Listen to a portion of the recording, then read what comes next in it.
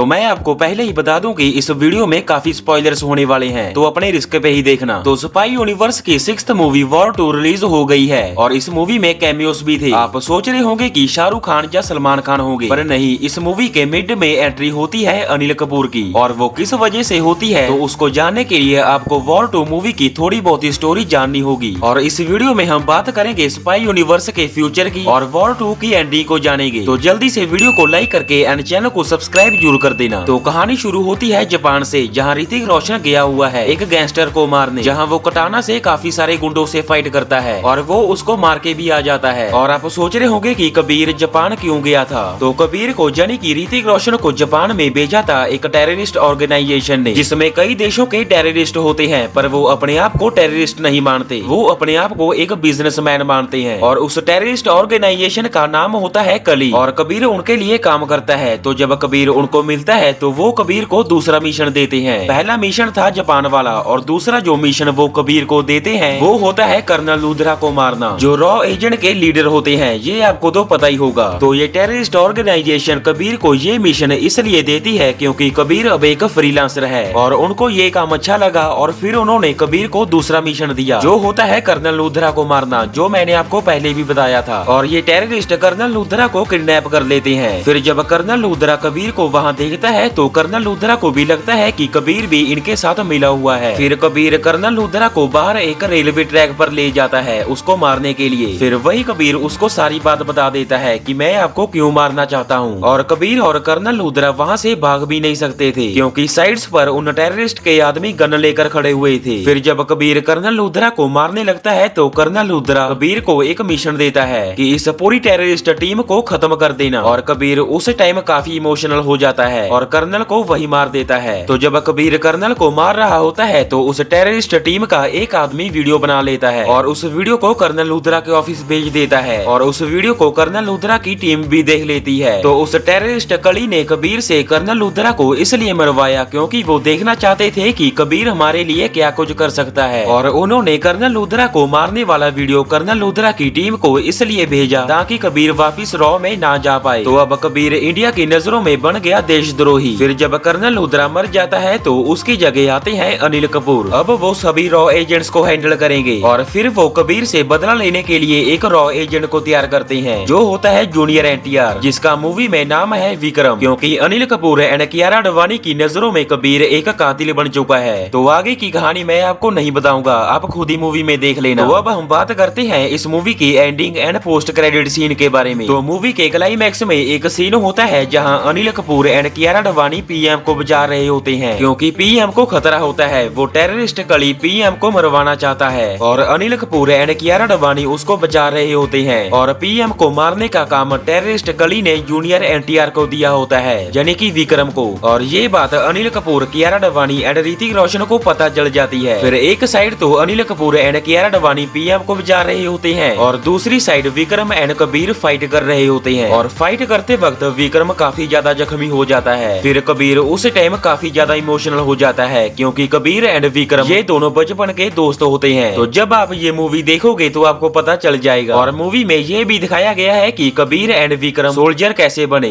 तो फिर कबीर इमोशनल होकर विक्रम को कहता है कि तुम कली को मारने में मेरी मदद करो। फिर कबीर एनटीआर को उठाकर ले जाता है, उसका इलाज करवाता है। फिर ये दोनों कबीर एंड विक्रम सारी की सारी टेररिस्ट टीम कली को खत्म कर देते हैं। और दूसरी साइड अनिल कपूर मीडिया को बता रहे होते हैं कि विक्रम मारा गया है, जिसको कबीर ने मारा है। उन्होंने कबीर की सच्चाई इसलिए नहीं बताई क्योंकि वो ऐसे ही सीक्रेट मिशन करता रहे। फिर एक सीन आता है जहां कबीर एंड विक्रम दोनों एक जगह पर खड़े होते हैं और कबीर विक्रम को कहता है कि जिस तरह पठान है, जिस तरह टाइगर है, जिस तरह कबीर है एंड उसी तरह अब विक्रम भी है। तो फिर ये दोनों बाइक्स पर निकल जाते हैं अपने अपने रास्ते। फिर इसके बाद आता है इस मूवी का पोस्ट क्रेडिट सीन, जिसमें हमें देखने को मिलते हैं बॉबी देओल जो किसी बच्ची के हाथ पर एक निशान बना रहे होते हैं, इस तरह का जो आप अल्फा मूवी के पोस्टर में देख सकते हो। जैसे हमको टाइगर 3 की एंडिंग में ऋतिक रोशन दिखे थे वॉर 2 मूवी के लिए, वैसे ही हमको वॉर 2 मूवी के पोस्ट क्रेडिट सीन में बॉबी देओल दिखे हैं स्पाई यूनिवर्स की आने वाली मूवी अल्फा के लिए, जो इसी साल दिसंबर में रिलीज होगी। तो ये जो हमको बॉबी देओल के साथ एक बच्ची दिखाई गई है, ये शायद आलिया भट्ट या शर्वरी हो सकती है, क्योंकि ये दोनों इस मूवी में लीड रोल में हैं। और अल्फा मूवी में ऋतिक रोशन का भी रोल होगा। पठान और टाइगर जैसा नहीं, कैमियो नहीं, एक अच्छा खासा रोल होगा। और अल्फा मूवी से ही हमको पता चलेगा कि स्पाई यूनिवर्स की नेक्स्ट मूवी कौन कौन सी आएगी। शायद पठान 2 का ही पता चल जाए। बाकी आप लोग कमेंट करके बताना कि आपको वॉर 2 एंड कूली में से कौन सी मूवी अच्छी लगी, और वीडियो को लाइक करके एंड चैनल को सब्सक्राइब जरूर कर देना। Good bye, take care.